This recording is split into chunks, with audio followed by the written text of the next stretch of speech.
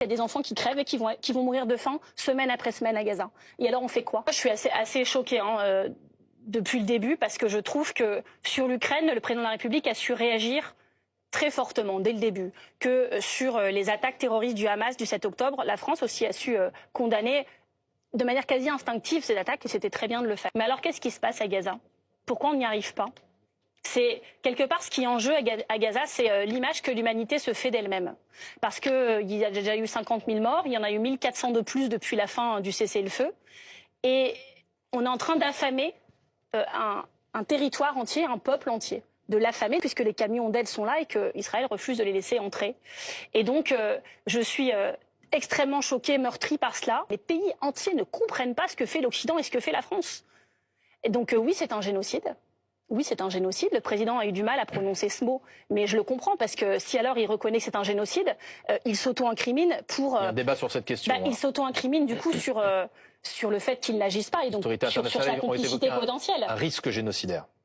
Bah, quand il y a un risque génocidaire, alors au moins qu'ils disent risque génocidaire. Il a dit ni l'un ni l'autre. Mais en Espagne, par exemple, ils ont dit qu'ils ne pouvaient plus commercer avec un État génocidaire. Vous feriez la même chose ?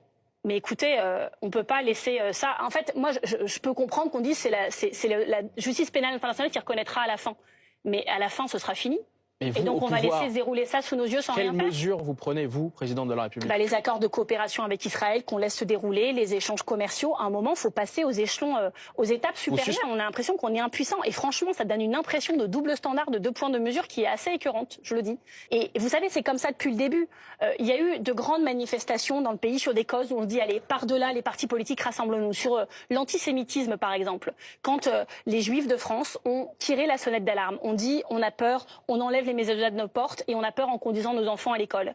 D'un seul homme, il fallait se lever et je suis allée à cette manifestation où j'ai pu être qualifiée de serpillère du Hamas, de je ne sais quoi, où il y avait l'extrême droite, on est accusé de manifester avec eux, peu importe. L'antisémitisme, c'est une cause plus élevée que tout le reste. Mais alors le soutien au peuple palestinien, le fait de ne pas laisser faire, même si vous parlez de risque génocidaire et moi de génocide, enfin à la fin on va pas faire un débat sémantique, il y a des enfants qui crèvent et qui vont mourir de faim semaine après semaine à Gaza. Et alors on fait quoi? On a un vrai problème dans ce pays, oui, sur ce conflit. On n'arrive pas à l'adresser correctement et avec sérénité.